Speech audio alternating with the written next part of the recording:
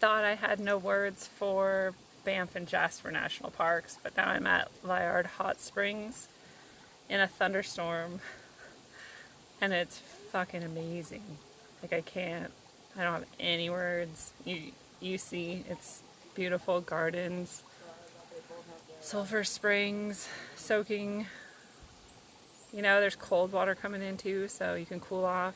I found this magical little corner here so I could talk to you guys. It's just incredible.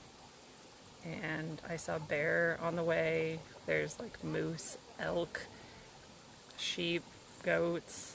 Saw beaver. It's just amazing. And I got a little scared on the way here because the thunderstorm was extreme. There was just bathtubs of water being thrown at the van. Like, I've grown up in Washington and I've never had that heavy of a rain before. Someone called it the finger of God rain, and now I know what they meant. That was Rob. Shout out to Rob. I know what you mean now. But I made it through that, obviously. For a second I thought I wasn't going to. It was like giant gusts of wind and giant just tubs of water being thrown at me and huge peals of thunder and lightning. But also nearby to here is I think it's called Muncho Lake, maybe.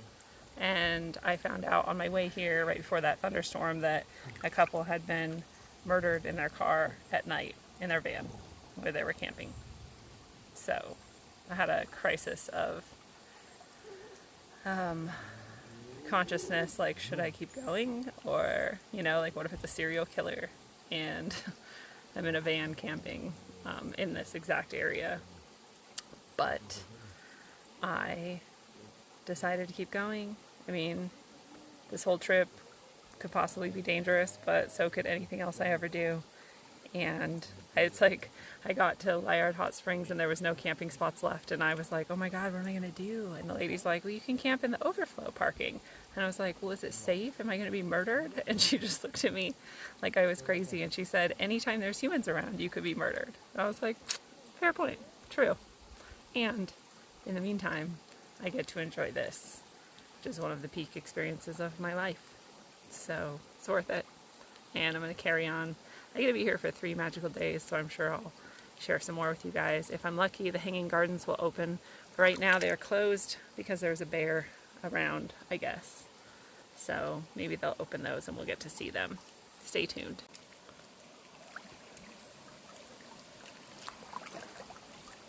Down the river.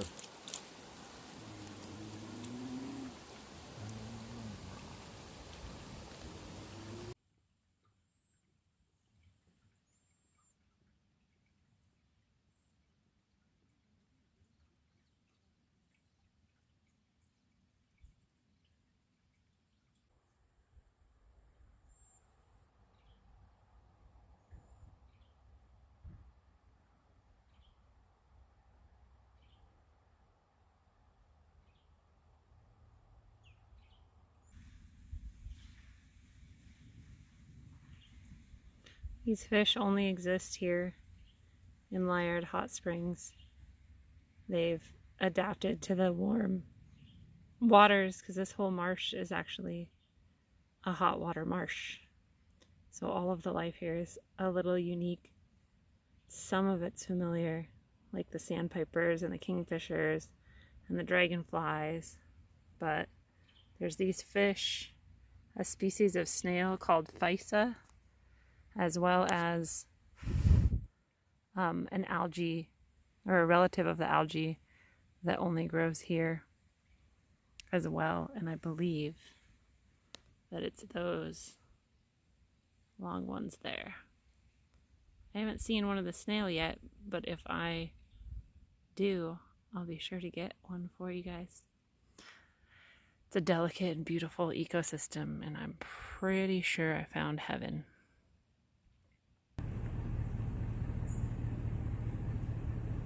There's him and his friends.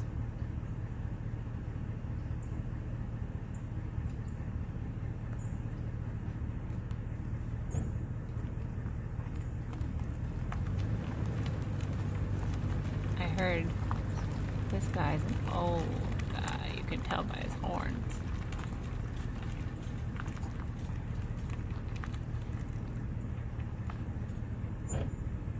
Oh yeah.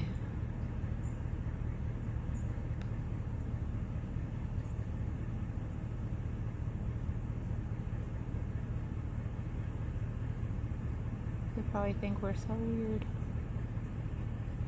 Bye bye, guy.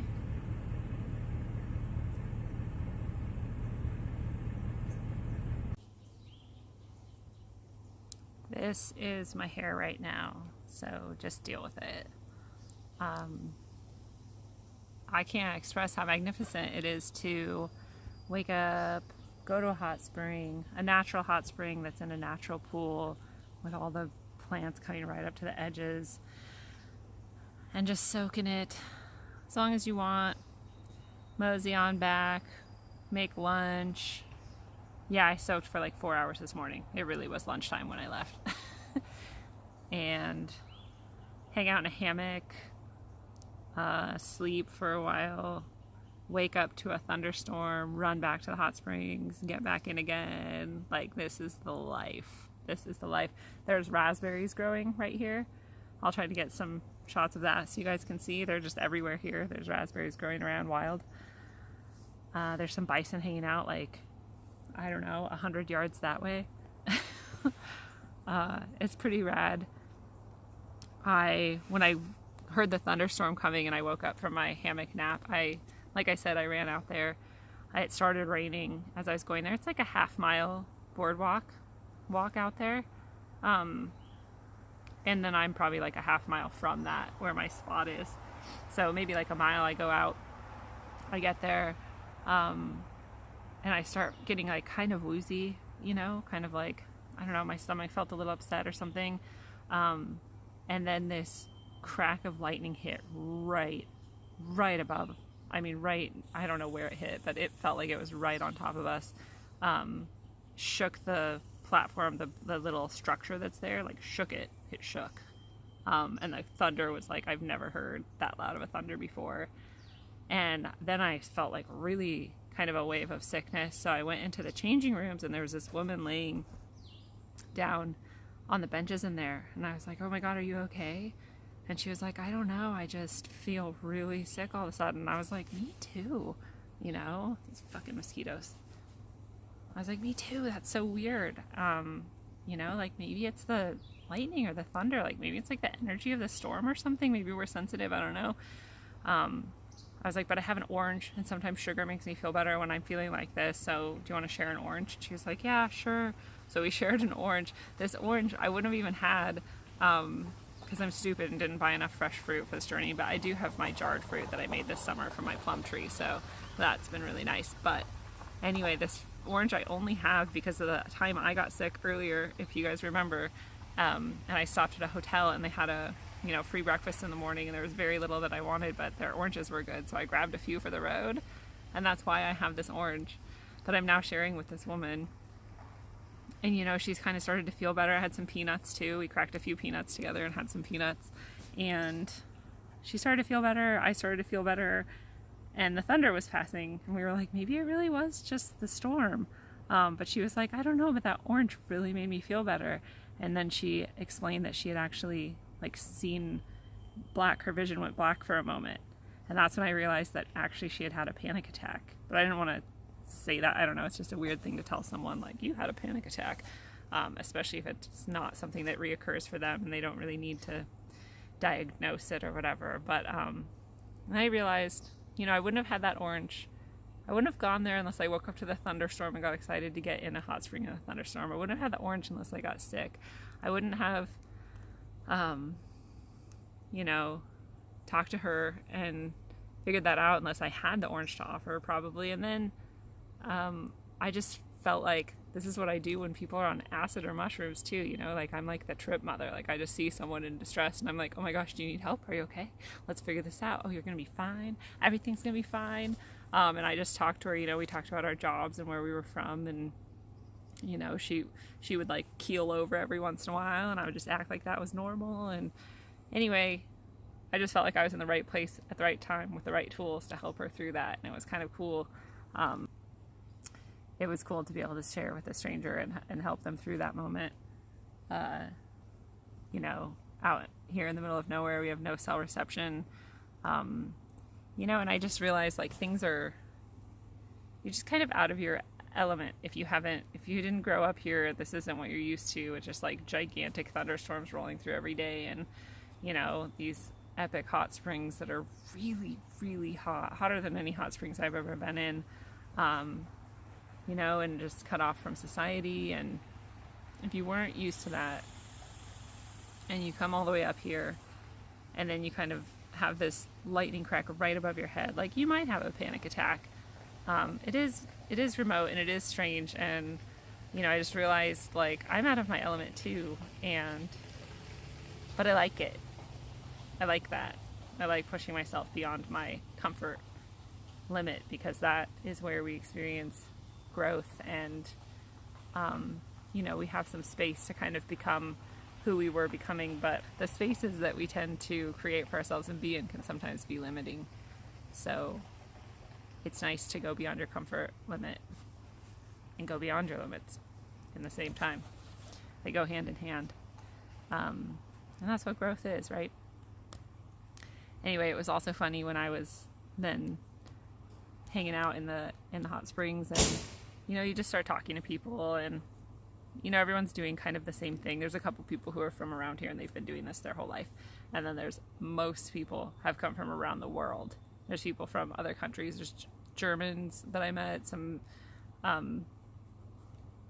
Chinese people that I saw, people from all kinds of places in the US. There was someone from Texas, and almost everyone drove here. Obviously not the people from other countries, but most of us are on like a road trip.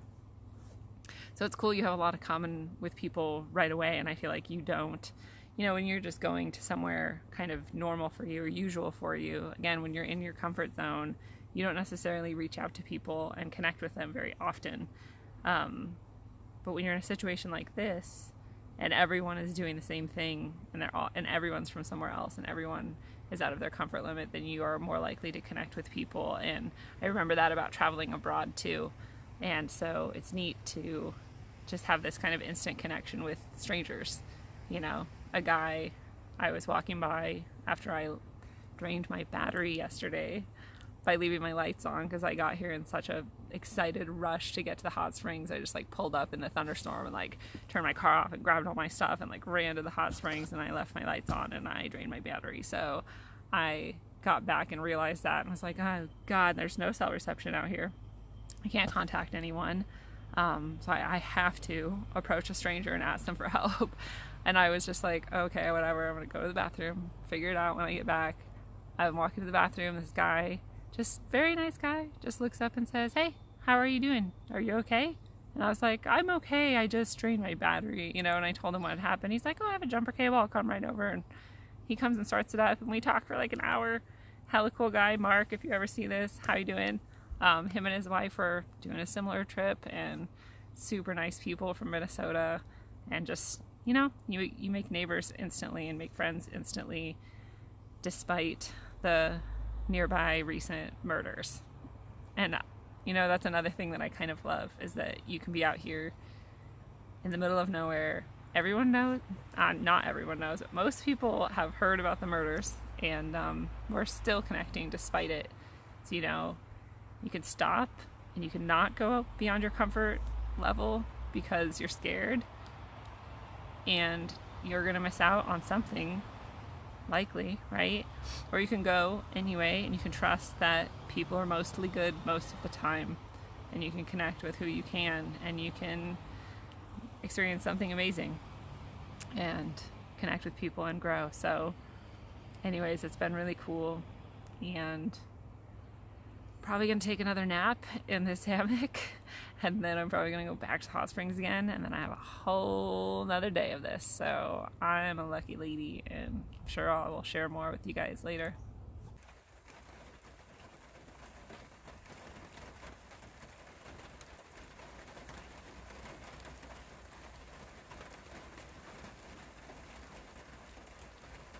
You guys, I'm here alone. There's no one here. Check it out.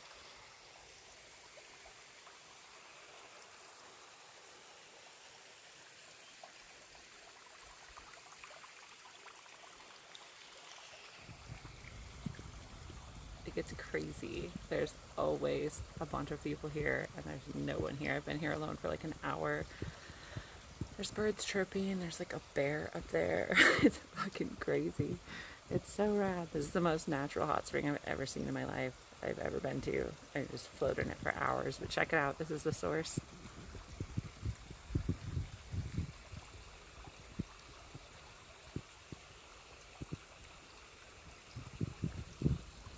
You say 120 liters, 120 to 130 liters come out a day, and it gets up to 125 degrees Fahrenheit, I want to say. Like where I'm standing right now is so hot, my skin turns red. I'm like a lobster, I'm getting cooked. But it's just fucking epic. Like seriously, come here if you can. But seriously, it's usually there's like 40 people here, and I'm the only person here. It's awesome. I love it. You guys have to come.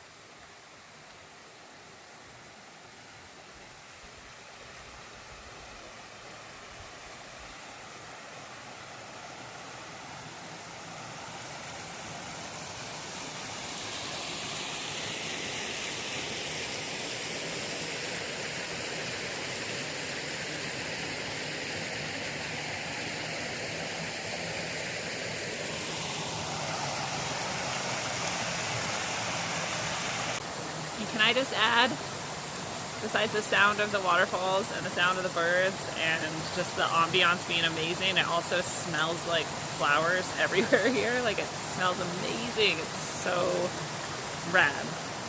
I don't have enough words for it, but you guys just have to come. You have to come. This morning, as you saw, I had the hot spring to myself for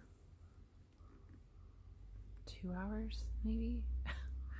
I floated on my back for at least an hour and just soaked in the magical atmosphere. Even down here at the campsite, it's like, you know, there's a bunch of people. I think there's 50 spots here. Some of them are double spots, so there's a good amount of people. The highway, the Alaska-Canada highway, is like right there. So sometimes there's a lot of noise. Sometimes people don't realize how loud they are, you know, so it's whatever, but up there, people generally are tending to be a little bit more peaceful and quiet, but not always, you know, there's families there, there's kids, there's just people who don't have that same sense of kind of wonder and immersion in nature as other people do, but being there alone for that long was unspeakably amazing. And I mean, I talked to a guy who's been coming here since he was 8 years old, and he's like 60 something, and he said he's never once been there without other people there. So that's just my random amazing luck.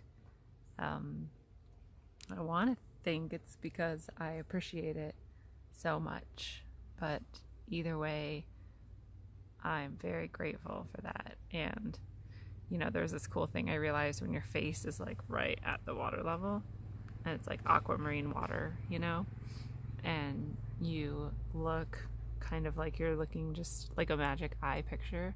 You let your eyes almost kind of blur. The white rocks, the white pebbles at the bottom, because the water's just clear, you can see everything, but you see the white pebbles at the bottom, and they're rainbows. They're like Technicolor rainbows. They're like sparkling and dancing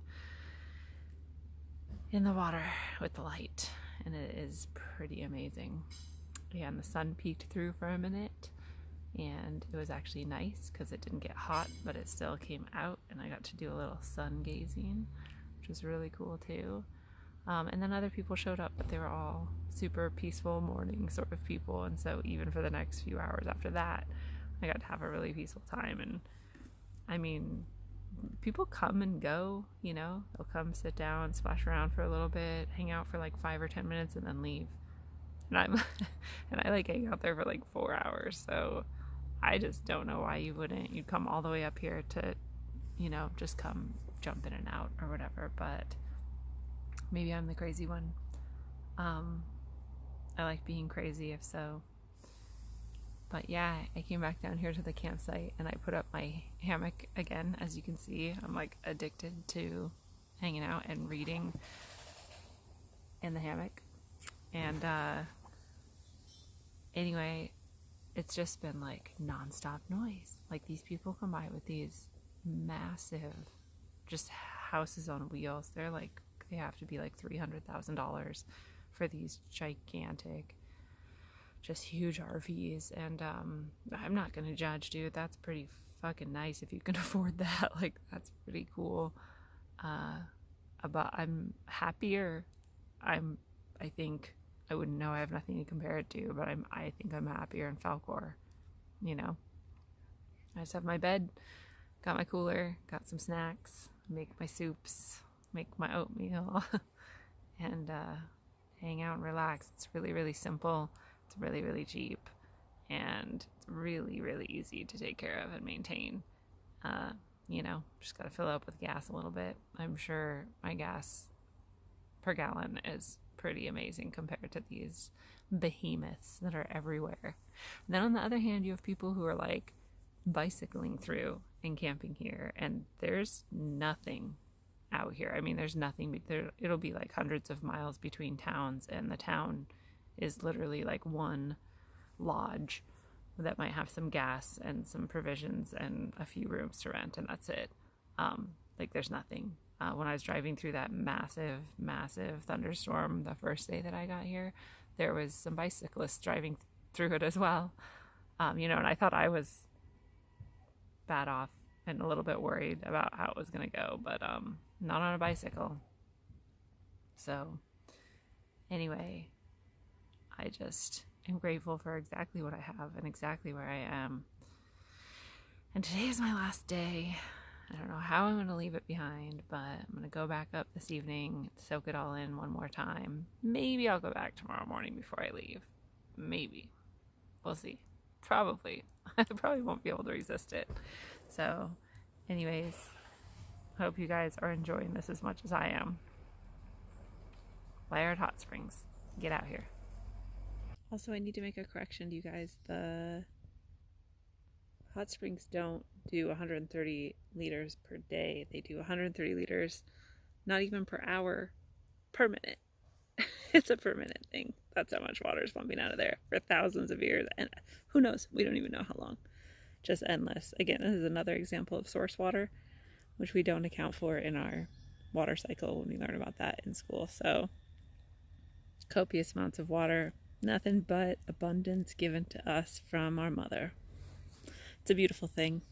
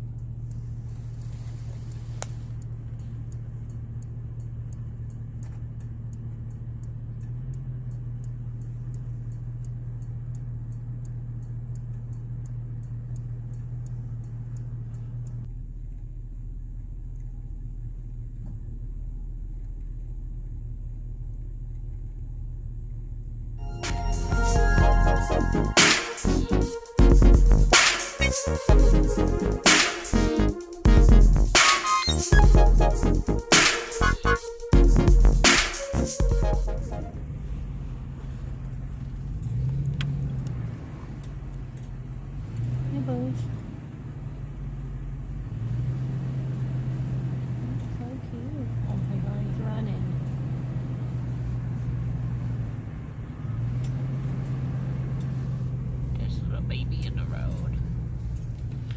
These little guys.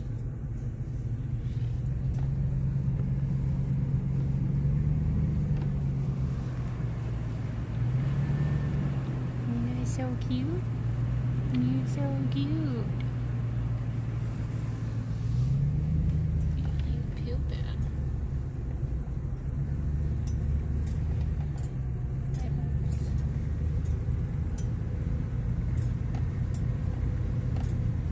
That's a big herd.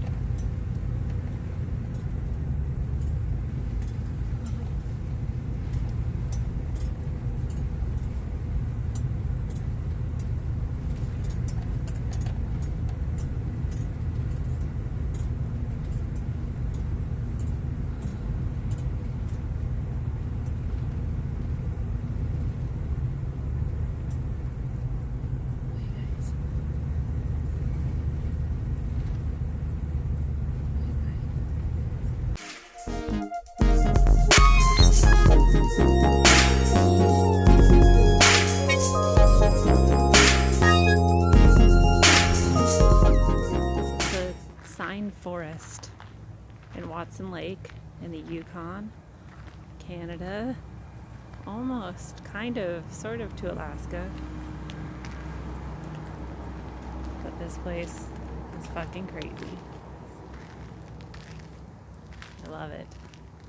I don't know the history, I don't know how it happened, but it goes for a ways. Just thousands and thousands and thousands of signs from all over the world. It's pretty fucking cool.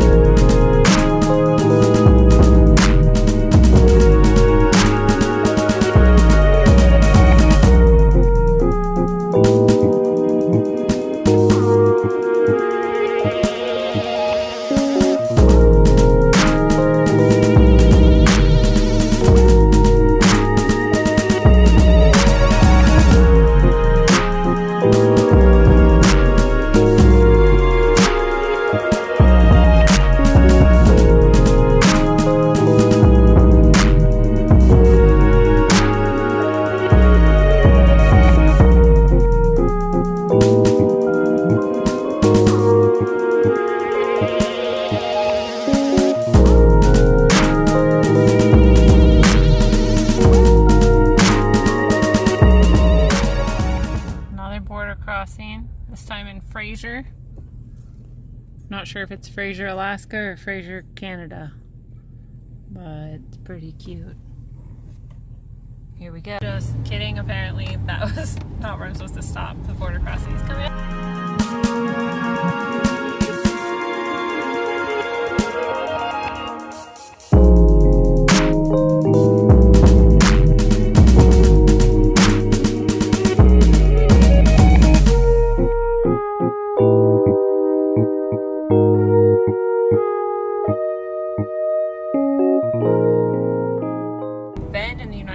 For 11 miles now, and nobody's bothered to see if I have a passport or not, because I think this country is so fucking tremendously, like, the peaks are so high, there's glaciers on them, and the valleys are so low I could tumble through miles and still not hit the bottom.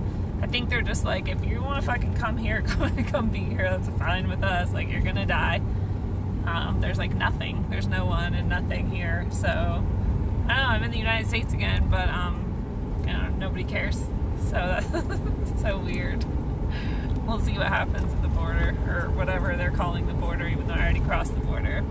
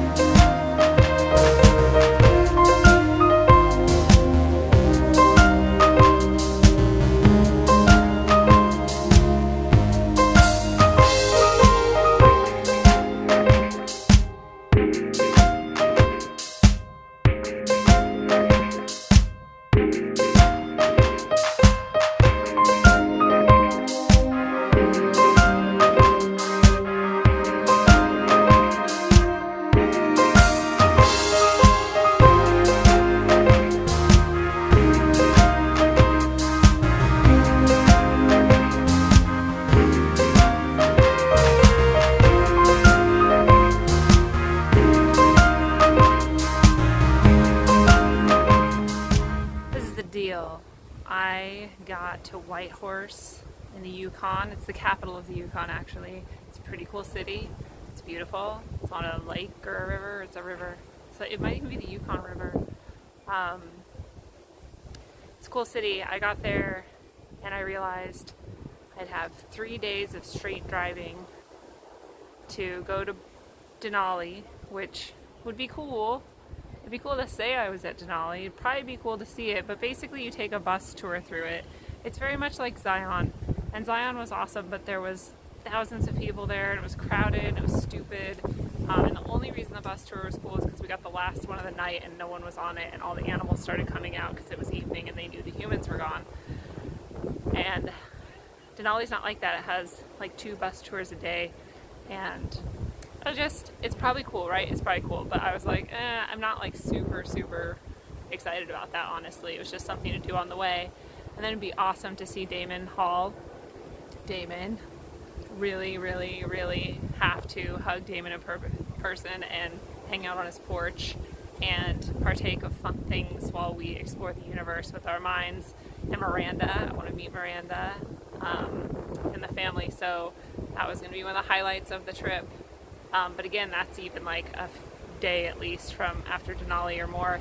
And then I have to drive all the way back out, and it'd be like another 4 days of driving to get back to Skagway, where my ferry is, back to Bellingham, Washington, where I would see my family again before returning to Colorado. So that was kind of the plan. I had my ferry reservation and everything. I got to Whitehorse. After days of driving, I realized I can fly to Alaska. I can fly to Damon. I can go up and see Denali while I'm visiting Damon. I can do it in the winter when I'm more likely to see the northern lights. And it's not going to be that expensive, and it'll be pretty fucking rad, and another excuse to come back out here.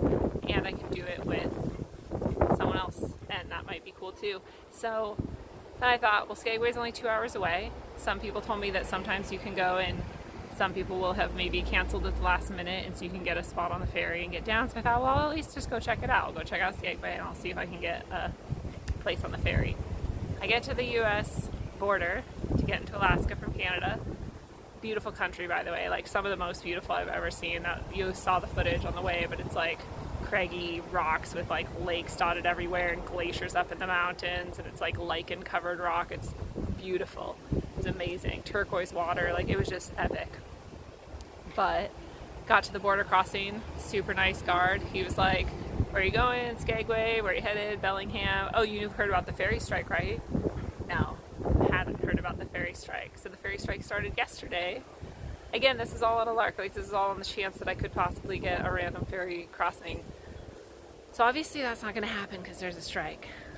Luckily there's some free camping that I can grab nearby, and that'll be nice. Actually, there's cheap camping, free camping, and RV camping, so I'm set up no matter where I decide to go. And that is good. However, even for my original, even if I go up and see Damon, I can even skip Denali or whatever. But even if I do that, my original ferry crossing might not be available because I don't know what happens after the strike. If the strike even ends by then, who knows how backed up they'll be and what happens. I don't know. There's no saying, right?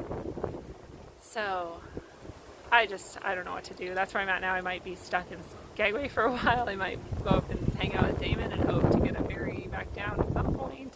I was kind of set on the idea of going home now after being traveling for over a month, and just having like a nice relaxing time at home. Anyway, that's where I'm at. I'm clean, I'm fed, I'm watered, I'm bathroomed, I'm happy.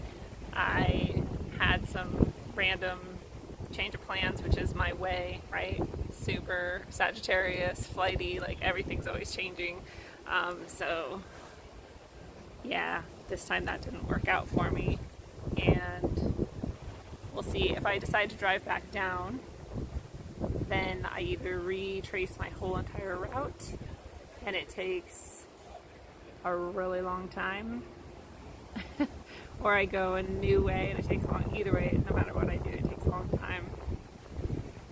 No matter if I go to Damon or back to home or back to home in Colorado, no matter where I go, it's going to take multiple days. And I just don't know what to do. So here I am, This is the end of this episode.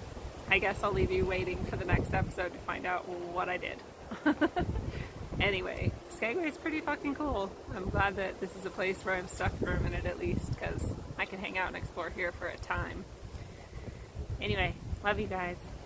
Always, always follow your heart, even if it leads you to ferry strikes and unintentional waylays in pretty cool towns. Look inside first. Mwah. Here's one more little goodie for you guys. The cornerstone of the most worshipful Grand Lodge. I don't know what F and AM of Alaska is. 100th anniversary of White Pass Lodge. Most worshipful brother Charles E. Corbin, Grand Master. There we go. A little bit of Masonic stuff here. I guess this must have been the lodge. Oh look, even though it's a mountain shop now, we've got the compass here. Compass and square. So good at finding Masonic lodges. Why am I so good at this? I guess it's just because there's so many of them. 357 adds up to 10. Skagway Masonic Lodge. You saw it here first.